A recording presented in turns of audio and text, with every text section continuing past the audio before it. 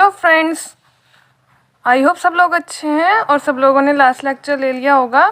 Last lecture में हमने पढ़ा था स्ट्रक्चर ऑफ यूबैक्टीरिया में तीन पढ़े थे हमने, outer glycocalyx, cell membrane and cell wall. आज हम पढ़ते हैं साइटोप्लाज्म के बारे में। आज हम साइटोप्लाज्म के बारे में पढ़ते हैं। तो साइटोप्लाज्म में जो मेम्ब्रेन बाउंड सेल ऑर्गेनेलीज होती हैं, दूज आर एब्सेंट और this is also a feature of prokaryotes. तो मोनेरा जो होता है, kingdom Monera, that is prokaryotic. Eubacteria is an example. So it means cytoplasm is in cytoplasm membrane bound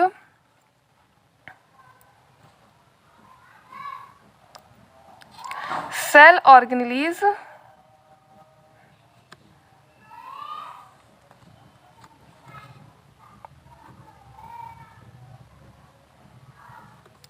absent.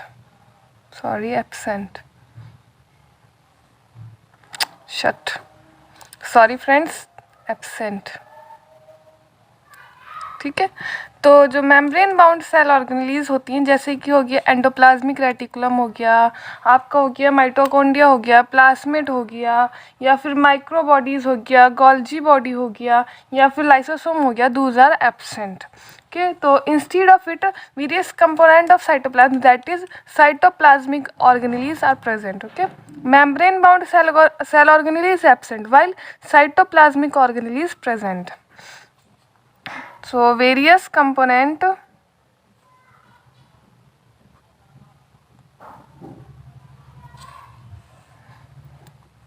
of cytoplasm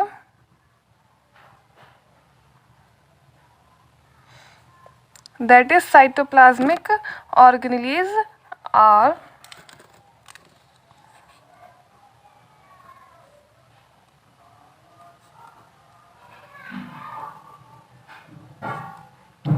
organelles are क्या क्या होती है? First mesosome. Mesosome होती है, स्टोरेज ग्रेन्यूल्स होता है, photosynthetic structure is contain in cytoplasmic organelles. Okay, so mesosome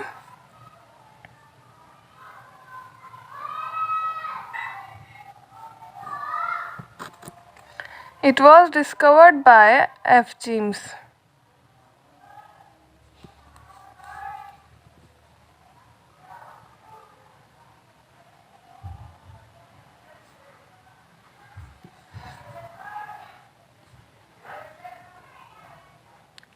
F James sir ने इसको डिस्कवर किया था और इसको क्रोनॉइड के नेम से भी बुलाया जाता है। ठीक है, तो it is also known as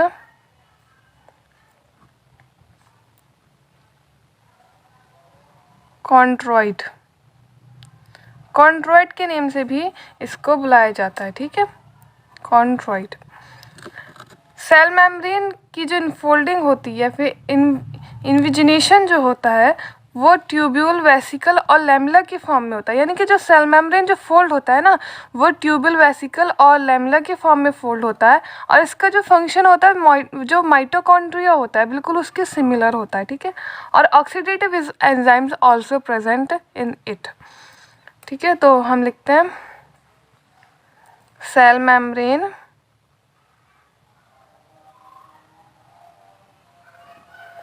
invagination. Invagination का मतलब होता है इनफोल्डिंग। ठीक है, यानी कि infolding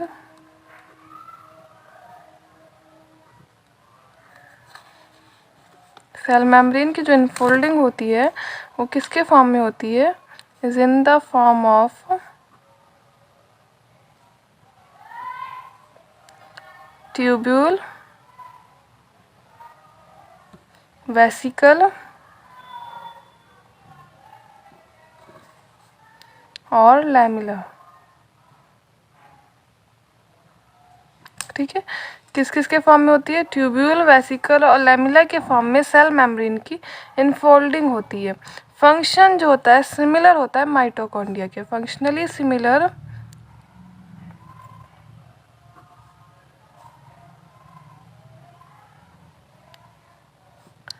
to mitochondria.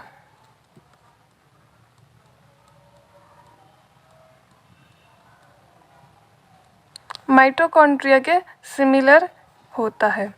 Oxidative enzymes में प्रेजेंट होते हैं।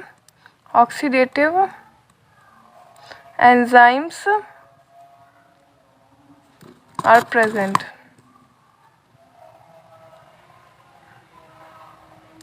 It have oxidative enzymes. अब पोजीशन के और फंक्शन के बेस पे जो मीसोसोम्स जो होते हैं दो टाइप के होते हैं। एक होता है पेरिफेरल मीसोसोम, एक सेंट्रल मीसोसोम होता है। ठीक है, पेरिफेरल मीसोसोम जो होता है वो सेल मेम्ब्रेन के बराबर में पेरिफ्री पर लोकेटेड होता है, जबकि जो सेंट्रल मीसोसोम होता है वो डीप इन साइटोप्लाज्म होता है। ओके, चलिए तो पहले लिखते हैं on the basis of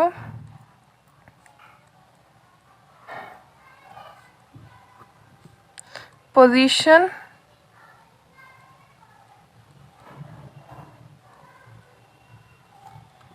and function, types of mesosome, two types of mesosomes are there.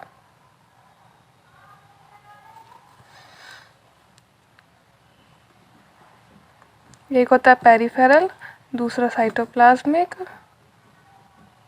Peripheral mesosome और दूसरा कौन सा होता है, दैट इज साइटोप्लाज्मिक मीसोसोम। ठीक है, जो पेरिफेरल मीसोसोम होता है it is near to cell membrane.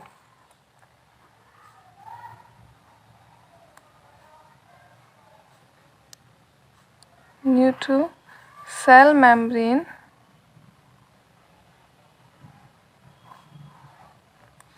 at periphery।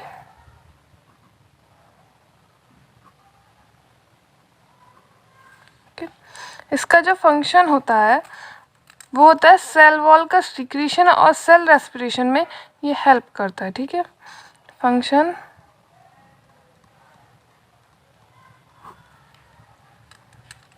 In cell wall secretion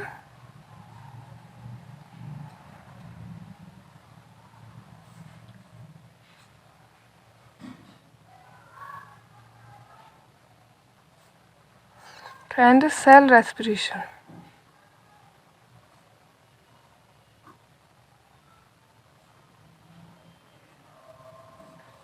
ठीक है, सेल वॉल सिक्रीशन में और सेल रेस्पिरेशन में ये मदद करता है। और जबकि जो साइटोप्लाज्मिक मेम्ब्रेन मीसोसोम जो होता है it is deep in cytoplasm. जो पेरिफेरल मीसोसोम होता है वो that lie near to cell membrane, और जबकि जो सेंट्रल मीसोसोम होता है deep in cytoplasm it is.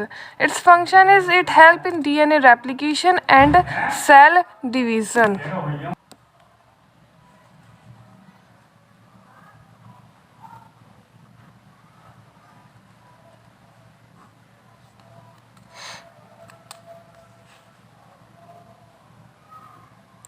helps in DNA replication and cell division।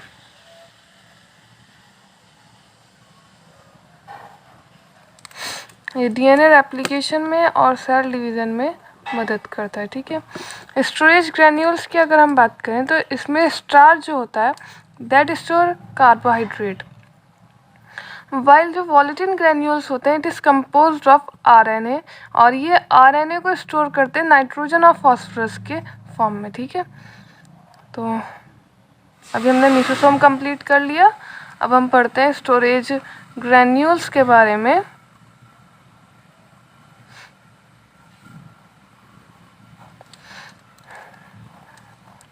Starch store carbohydrate,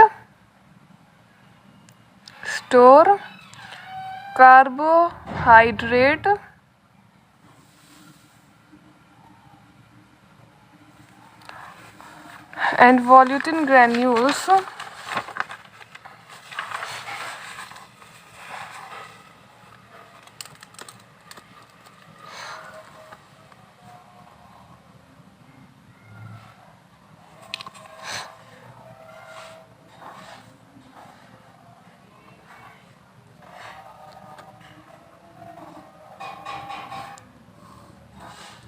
composed of RNA. These are composed of RNA.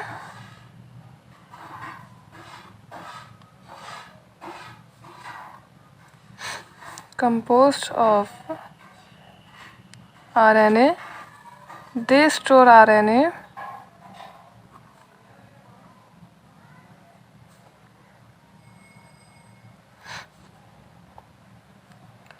in the form of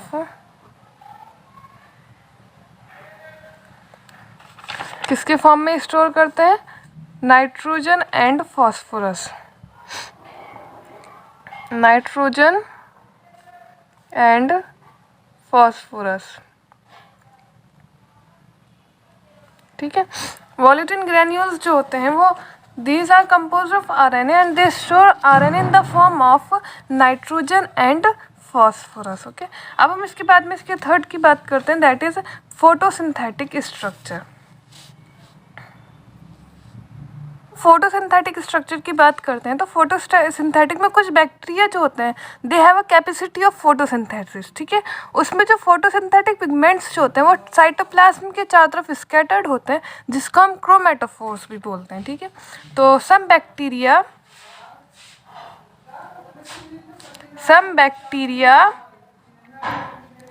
have a capacity of photosynthesis, have a capacity of photosynthesis.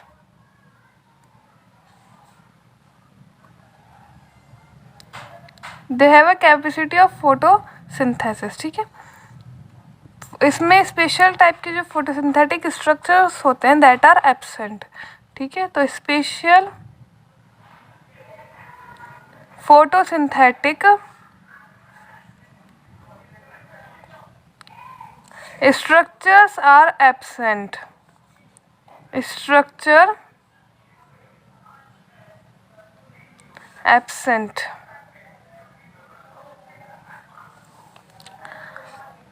Photosynthetic pigments जो होते हैं, अभी मैंने आपको बताया जो photosynthetic pigments होते हैं, फोटोसिंथेटिक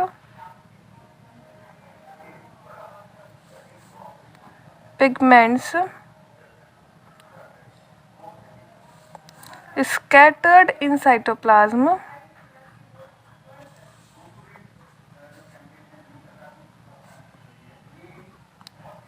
साइटोप्लाज्म में स्कैटर्ड होते हैं और जिनको हम क्या कहते हैं? क्रोमेटोफोर्स.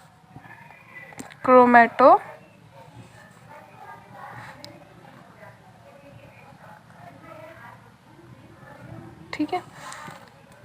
तो समझ में आया? स्पेशल टाइप के फोटोसिंथेटिक स्ट्रक्चर एब्सेंट होते हैं.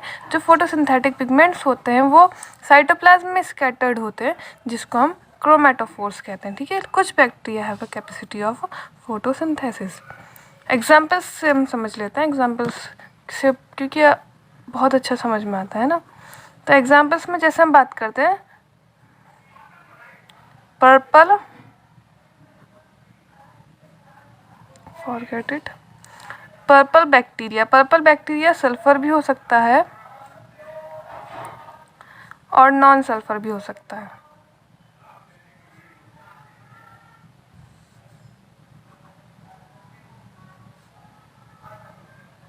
बैक्टीरिया,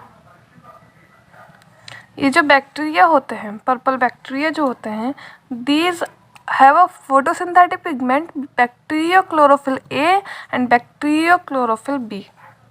फोटोसिंथेटिक पिगमेंट्स इसमें कौन से? हम बात किसकी कर रहे हैं? फोटोसिंथेटिक पिगमेंट्स की. तो इसमें जो bacteriochlorophyll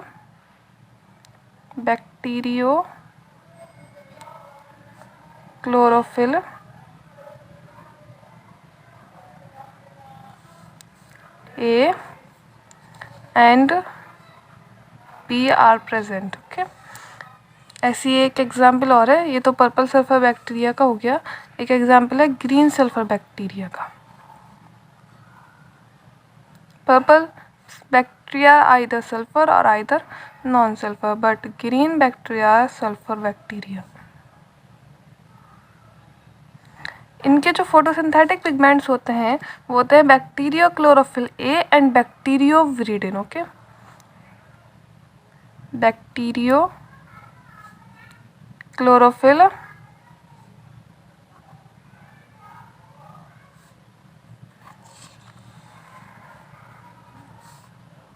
A and bacterio विरिडिन।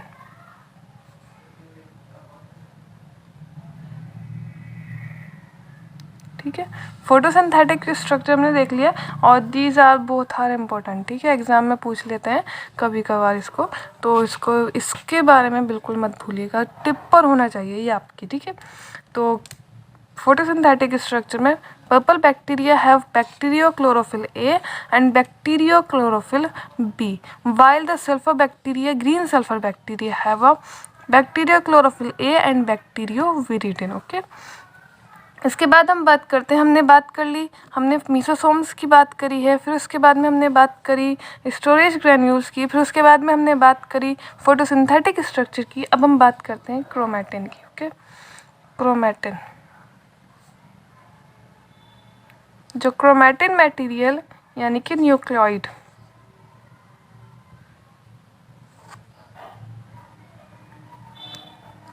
Nucleoid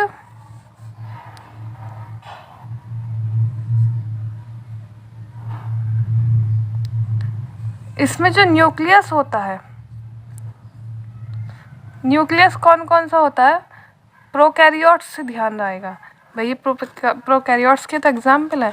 तो प्रोकैरियोट्स में जो न्यूक्लियस था वो हमने कैसा न्यूक्लियस देखा था, उनको क्या क्या बोला गया था? इंडिस्टिंक्ट न्यूक्लियस हमने देखा था। क्या क्या कहा गया था उसको? इंसिपिएंट न्यूक्लियस,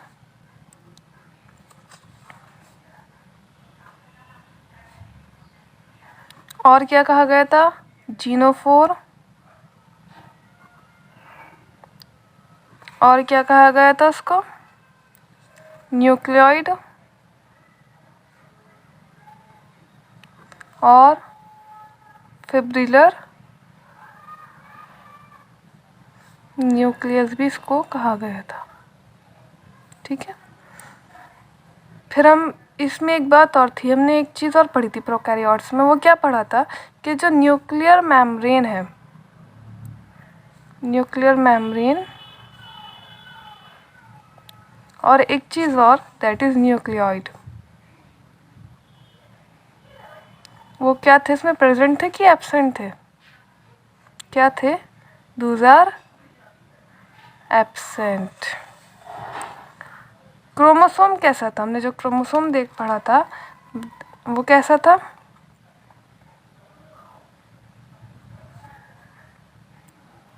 फॉल्स क्रोमोसोम था, ट्रू क्रोमोसोम एब्सेंट था उसमें। और फॉल्स क्रोमोसोम किसका था बना हुआ? Double stranded naked DNA and, सोचो इतने हम नोट्स बनाते, इतने सोचो दूसरी चीज़ क्या थी? कमेंट बॉक्स में फटाफट दो जल्दी आंसर। फॉल्स क्रोमोसोम किस किस का बना हुआ था? Is made up of double stranded naked DNA and, फटाफट से टिप पर होगा, नॉन हिस्टोन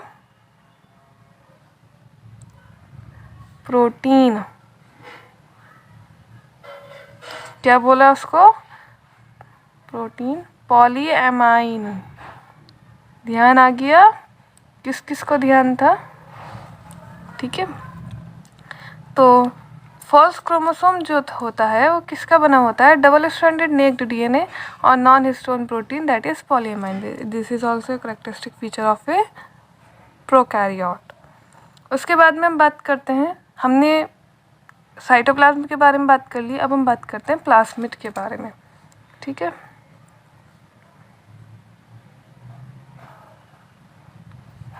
प्लाज्मिड को एक्स्ट्रा न्यूक्लियर जेनेटिक मटेरियल भी बोला जाता है।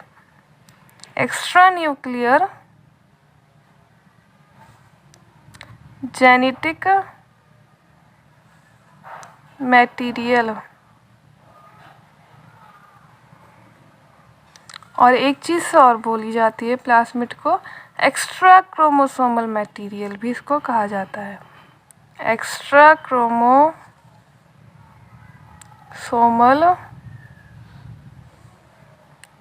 मटेरियल भी इसको बोला जाता है। Extra chromosomal material. Main DNA के पीछे एक small double stranded circular DNA present होता है बैक्टीरियल सेल में, जिसको हम प्लाज्मिड कहते हैं। ओके, तो बिसाइड मेन डीएनए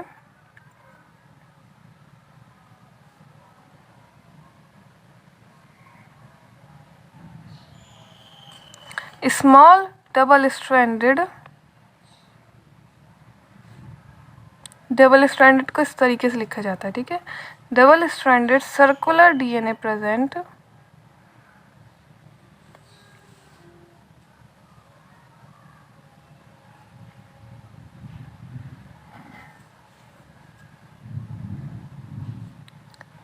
होता है, जिसको हम कहते हैं बैक्टीरियल सेल वॉल में होता है, जिसको हम प्लाज्मिड बोलते हैं। बैक्टीरियल सेल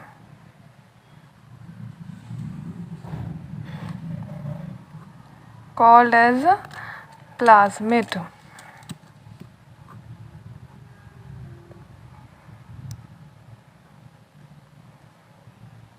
क्या बोला जाता है? प्लाज्मिड उसको बोला जाता है। ओके, उसके बाद में हम बात करते हैं कि जो प्लाज्मिड जो होता है इट रेप्लिकेट इंडिपेंडेंटली, यानी कि आराम से ये रेप्लिकेट होता रहता है प्लाज्मिड। ओके, बैक्टीरिया जब भी तो कॉलोनी फॉर्मेशन कर लेते हैं वो आराम से, क्योंकि रेप्लिकेट होते रहते हैं। इट कैन रेप्लिकेट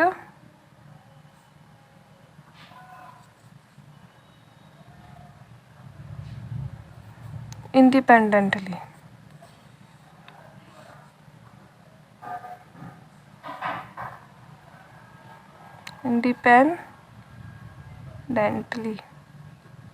ठीक है। प्लाज्मिड जो होते हैं, प्लाज्मिड 3 टाइप के होते हैं। एक होता है एफ प्लाज्मिड, दूसरा होता है आर प्लाज्मिड, आर फैक्टर भी बोलते हैं उसको, और थर्ड होता है एपिसोम। ठीक है, तो पहले हम पढ़ते हैं एफ प्लाज्मिड के बारे में।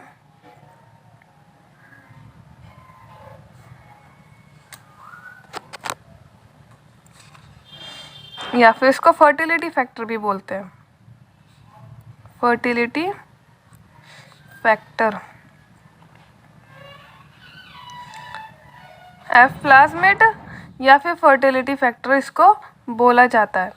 एफ प्लाज्मिड जो होता है it is on the presence और एब्सेंस ऑफ फर्टिलिटी फैक्टर, यानी कि या तो फर्टिलिटी फैक्टर प्रेजेंट होता है, यानी कि एफ प्लस, या तो इसमें एफ प्लस प्रेजेंट होता है कि एफ माइनस प्रेजेंट होता है, उसके बेसिस पर प्लाज्मिड जो होता है वो दिया जाता है। ठीक है, तो ऑन द बेसिस ऑफ, कैसे, जो बेसिस पर है, on the basis of presence और absence, presence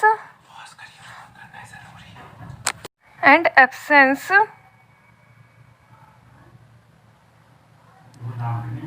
of fertility factor. तो प्रेजेंस और एब्सेंस ऑफ फर्टिलिटी फैक्टर के बेसिस पर जो एफ प्लाज्मिड है वो 2 टाइप्स के हैं। ठीक है, 2 types of F plasmid, 2 types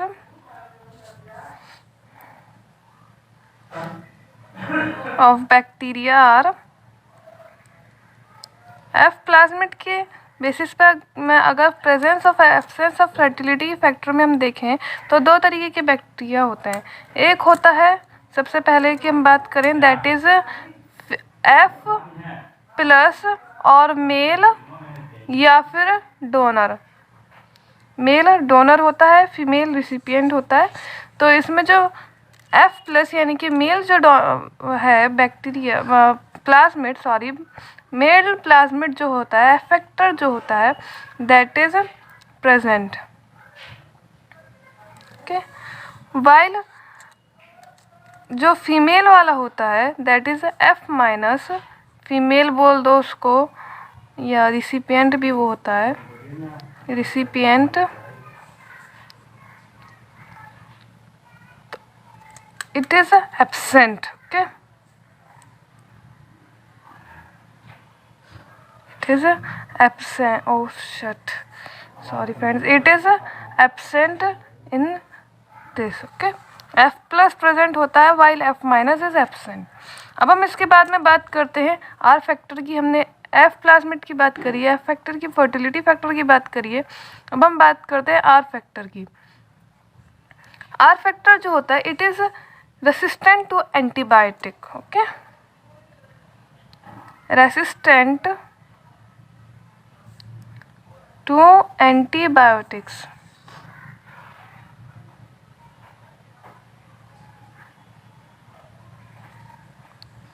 okay, resistant to antibiotics. उसके बाद में हम बात करते हैं एपिसोम की। एपिसोम,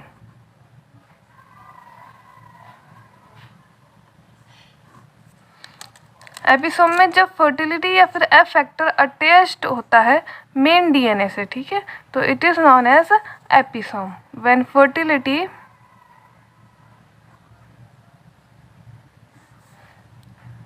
और F factor is attached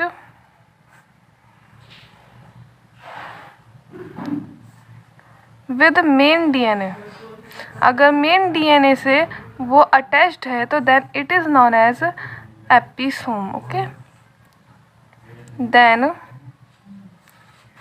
it is designated as, क्या कहलाया जाता है, एपिसोम, ठीक है। और इस टाइप की सेल को क्या बोलते हैं, HFR cell. This type of cell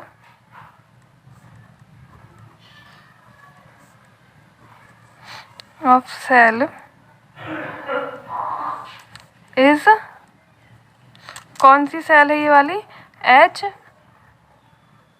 HFR cell, okay, this type of cell is known as HFR cell. तो हमने क्या पढ़ा प्लाज्मिड में कि प्लाज्मिड जो होता है जब मेन डीएनए के पीछे एक small double stranded circular DNA present होता है तो that is known as plasmid. और प्लाज्मिड जो होता है it replicate independently. Plasmid 3 type के होते हैं, एक होता है एफ फैक्टर यानी कि एफ प्लाज्मिड फर्टिलिटी फैक्टर, जो कि एफ जिसमें प्रेजेंस और एब्सेंस की बेसिस पर 2 टाइप्स के बैक्टीरिया होते हैं, एक होता है एफ प्लस, एक होता है F minus. F plus male donor, okay, F minus female या फिर recipient. F plus present, F plus जो होता है इसमें प्रेजेंट होता है, this is plus, F plus present होता है, जबकि एफ माइनस जो होता है that is absent in this. और फिर उसके बाद में हम बात करते हैं आर फैक्टर की। आर फैक्टर जो होता है it is resistant to antibiotics, ठीक है, एंटीबायोटिक्स से रेसिस्टेंट होता है। उसके बाद में हम बात करते हैं एपिसोम की। जब फर्टिलिटी फैक्टर या फिर एफ फैक्टर जो कि अटैच्ड होता है मेन डीएनए के साथ तो उसको क्या कहा जाता है, एपिसोम कहा जाता है। और इस टाइप की सेल को जिसमें फर्टिलिटी फैक्टर डीएनए के साथ अटैच्ड है तो उसको HFR सेल बोला जाता है, ठीक है। तो फ्रेंड्स आज हमने स्ट्रक्चर ऑफ यूबैक्टीरिया कंप्लीट कर लिया है। अब हम कल पढ़ेंगे ग्राम स्टेनिंग टेक्निक। तो तब तक के लिए thank you and subscribe my channel. Thank you.